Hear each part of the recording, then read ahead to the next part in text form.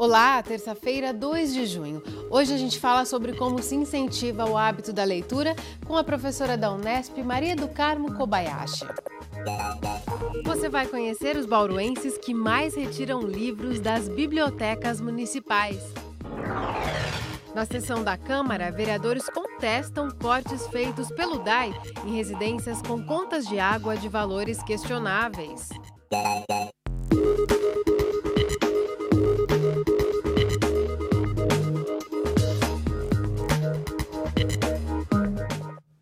Você viu ontem aqui no Unesp Notícias que a Prefeitura de Bauru teria só até amanhã para descartar o lixo no aterro sanitário municipal.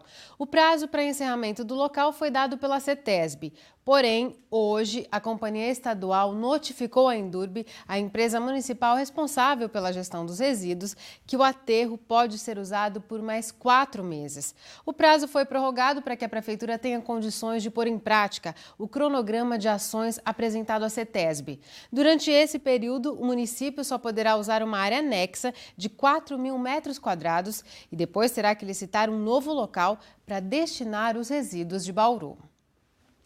A revisão da conta de água de bauruenses que tiveram vazamentos em casa foi o principal tema discutido na sessão da Câmara desta segunda-feira. Os vereadores exigem que o DAI envie um projeto ao Legislativo para regulamentar esse tipo de situação.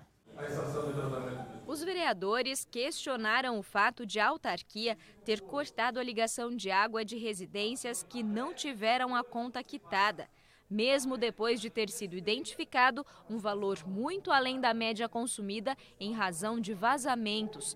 A decisão pegou os parlamentares de surpresa, já que o presidente do DAI, em reunião sobre o tema, tinha se comprometido em não fazer mais a cobrança. Giasone Cândia ainda teria garantido que enviaria um projeto à Câmara para estabelecer as regras em que a revisão de faturas é permitida. Nós pedimos, ou melhor, exigimos do senhor presidente do DAI que, se teve o corte de alguma residência com este problema, que este corte seja desfeito, que a água seja religada imediatamente para cumprir-se o compromisso estabelecido com a presidência do DAI, com nós vereadores. Durante a sessão, o líder do governo na Câmara entrou em contato com o presidente da autarquia. Segundo Marquinhos, Giasone suspendeu o corte de água e afirmou que está preparando o projeto. O presidente do DAI já desenvolveu uma minuta de projeto de lei, aonde vai autorizar, o município vai autorizar a autarquia a rever essas tarifas no caso desses vazamentos. No âmbito de 130 mil ligações, nós temos 70 processos solicitando a revisão dos valores das tarifas no que diz respeito a vazamento. Nesses 70 processos, o DAI falou que não haverá corte de água enquanto não se for votado esse projeto de lei aqui. Já Roque Ferreira apresentou um requerimento pedindo a suspensão imediata do decreto do prefeito Rodrigo Agostinho que autoriza o aumento da tarifa de ônibus na cidade. Segundo o vereador, a forma de cálculo da tarifa não reflete a realidade e estaria prejudicando os usuários do transporte coletivo. A eficácia desse requerimento é dizer ao Executivo que existem coisas erradas. Se o Executivo não atender a nossa solicitação, nós podemos, junto com outras entidades, ajuizar uma ação civil pública ou mesmo recorrer diretamente em São Paulo ao Ministério Público para que seja dado transparência a esse cálculo. Na sessão desta segunda-feira, ainda entrou em votação um projeto de lei que obriga as imobiliárias da cidade a notificarem a prefeitura sobre imóveis fechados que possuam piscinas. O objetivo é combater o mosquito da dengue. O projeto entra aqui na casa no mesmo dia em que a Secretaria Municipal de Saúde confirma a 4ª morte por dengue. De acordo com a proposta, as imobiliárias devem enviar relatórios mensais listando esses imóveis e quem descumprir a obrigação pode pagar multa. O objetivo é oferecer uma ferramenta a mais para o poder público, Você veja que nós temos alguns focos do Aedes em bairros, em que a população cuida bem das casas. Então, como é que tem epidemia de dengue, por exemplo, num condomínio fechado? Provavelmente são casas fechadas que estão para locação ou para venda dentro dos condomínios, onde o poder público não tinha acesso para fiscalizar. A dúvida é quem ficaria responsável pela fiscalização. Outro ponto questionável é o fato de muitos imóveis serem locados em diferentes imobiliárias. Não está claro no projeto quem se responsabilizaria pelo envio do relatório. Nós acreditamos que a Prefeitura vai avançar e vai evoluir nesse sentido. A ideia é nova, a ideia é inovadora. Não há um sistema ainda que faça a conciliação de imóveis repetidos de várias imobiliárias. Mas eu acredito que a Prefeitura, tendo esse problema, procurar a inteligência de tecnologia de informação necessária para solucionar isso. E esse projeto, que pretende combater os criadouros do mosquito da dengue em imóveis com piscinas, teve pedido de vista do vereador Sakai, portanto não foi votado. Também foi adiada a votação do projeto que fixa os números mínimo e máximo de comissões permanentes, das quais os parlamentares devem participar. Hoje pela manhã, um susto numa obra no núcleo Geisel. O Corpo de Bombeiros de Bauru foi chamado para atender uma ocorrência de soterramento. O acidente ocorreu com uma equipe de uma empresa contratada pelo DAI para executar obras de galerias pluviais no bairro. Segundo informações do Corpo de Bombeiros, durante o processo de escavação houve um deslizamento de terra que soterrou um dos funcionários da empresa até a cintura. A vítima foi resgatada pelos próprios colegas de trabalho e passa bem. Um caso como esse, é interessante que um funcionário ou que os moradores, quem esteja assistindo, tente ajudar a pessoa? O bombeiro orienta que não entre, né, que chame o órgão de emergência, né, para você avaliar o local, porque se você entrar num local que ainda que tenha risco, né, você pode gerar ou ser mais uma vítima, né?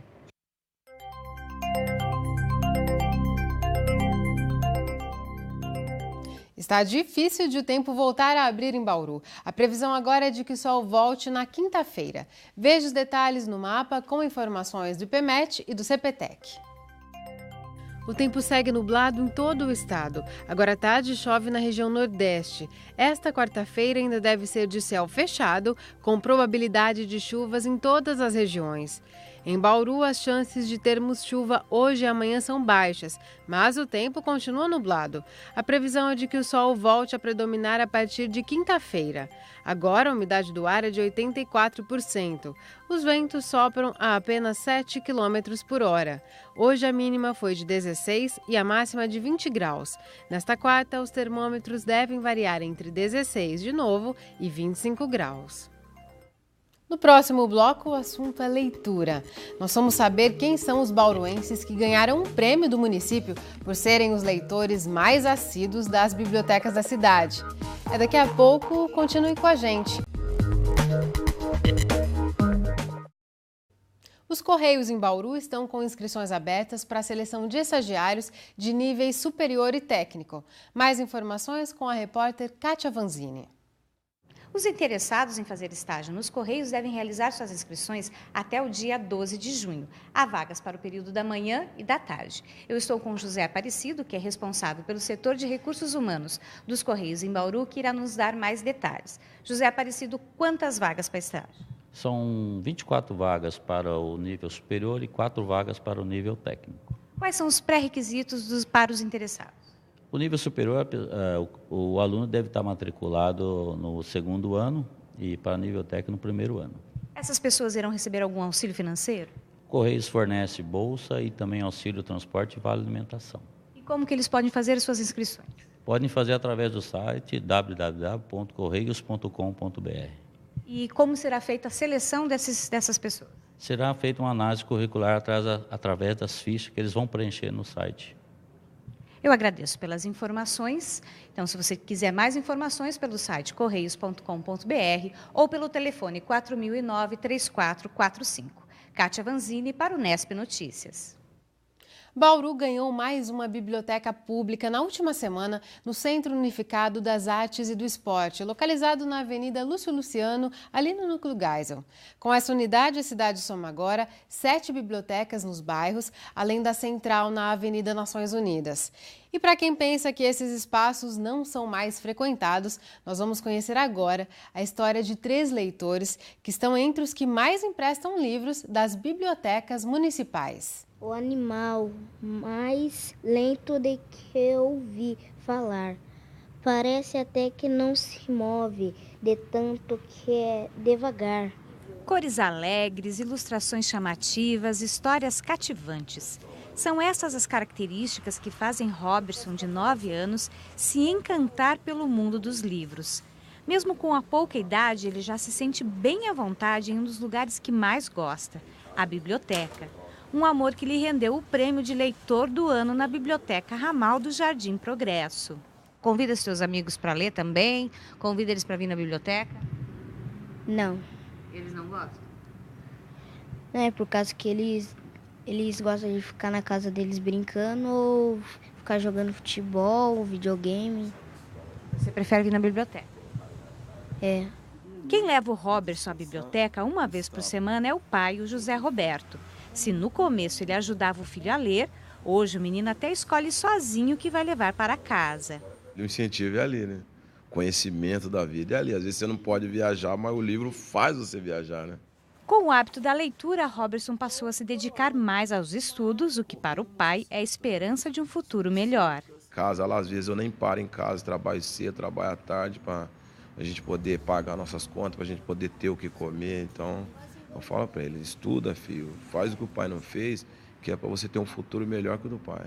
O Pascoal é outro leitor que se sente em casa na biblioteca do Jardim Progresso. Também pudera. Quando criança, foi a literatura que o ajudou a superar o sentimento de abandono por viver em um orfanato. Não tem amigo assim, individual, né? Como pessoa, assim. O melhor amigo meu é os livros mesmo. E eles te permitem viajar, como muitas pessoas falam? Viagem, tanto é que às vezes quando eu deito, eu penso em retornar à viagem, buscar mais viagem ainda.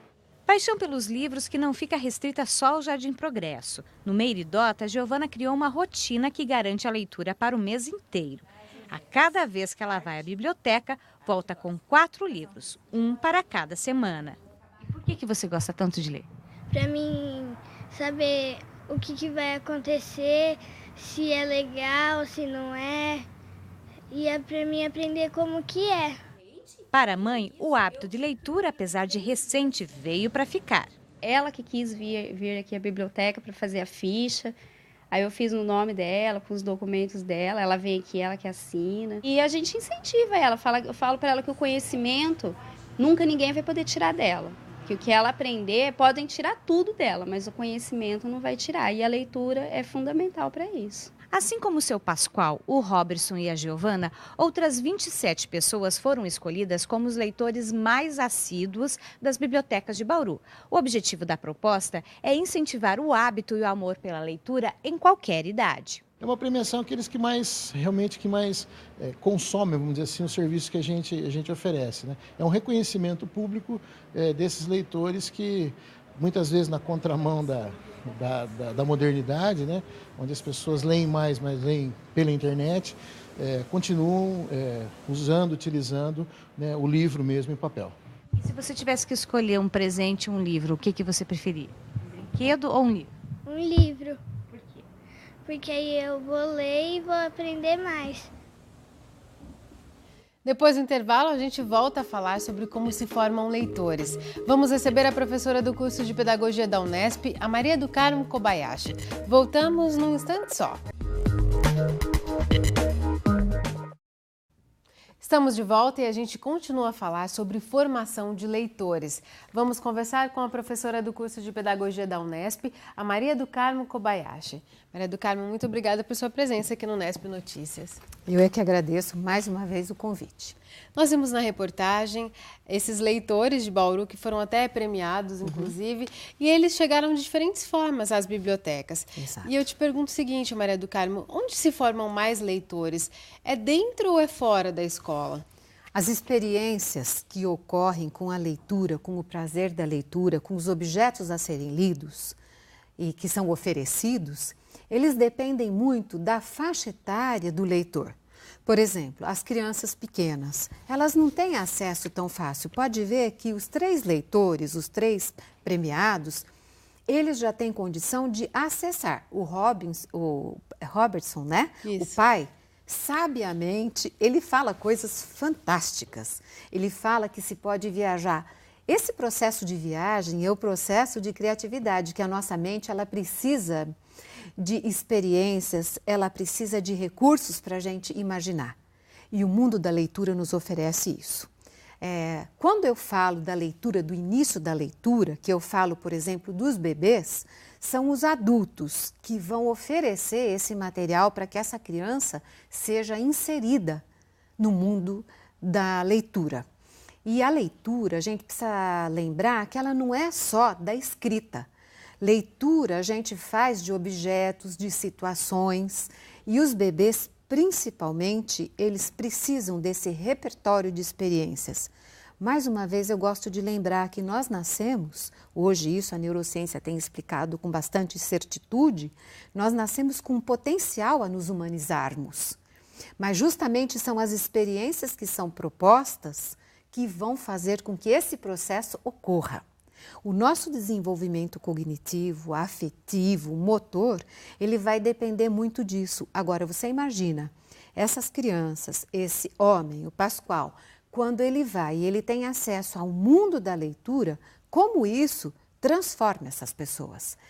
Por outro lado, infelizmente também, Larissa, nós temos experiências que não são acolhedoras, que é a obrigatoriedade da leitura para vestibular, que aí são os processos de escolarização que são muito fortes e que não trabalham com a questão dos interesses. Nesse caso, a gente está falando dos espaços formais de educação, como essa leitura é trabalhada dentro das escolas, né? E muitas vezes ela é atrelada a uma obrigação, tem que ler para responder questões depois, fazer um resumo, e essa associação com uma obrigação é nociva na sua visão, Maria do Carmo? Eu acredito que a forma como ela aconteça pode ser nociva. Em vez de aproximar o leitor, como é o caso dos 3 exemplos que nós vimos que são fantásticos, que a pessoa ela vai em busca de alguma coisa que é importante e significativo para ela. Só que essa introdução ela pode acontecer muito antes. E o espaço das bibliotecas, sabiamente, eles são esses templos que auxiliam, né? E que trazem as pessoas a se interarem com outras culturas, com outros tempos, com outros espaços. Fantástico, isso não tem nem o que se discutir, né? Todo tempo é tempo para se gostar de ler. Entretanto, nós temos períodos que são mais sensíveis a isso, Larissa. E é isso que muitas vezes as pessoas desconhecem. Falando das bibliotecas, da importância delas, né, Maria do Carmo? A gente tem um dado alarmante, que é uma pesquisa que foi publicada no fim do mês passado, com base nos dados do Censo Escolar de 2014. Ela mostra que 53% das escolas públicas no país, ou seja, mais da metade, não tem uma biblioteca, não tem uma sala de leitura. Isso é muito grave, né? Exatamente.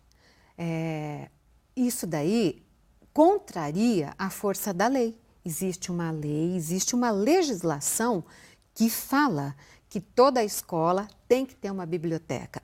E a questão não é ter uma biblioteca. Na verdade, os livros eles deveriam estar espalhados por toda a escola, por todos os espaços, né? Eu fico numa alegria quando eu passo, por exemplo, no metrô Santa Cecília, onde você tem posto de emprestar livros para a população. Isso teria que ser muito frequente. Agora, a escola, que é o templo, que é o espaço ideal, onde os processos de leitura, de escrita, eles são fundamentais para o acesso ao conhecimento.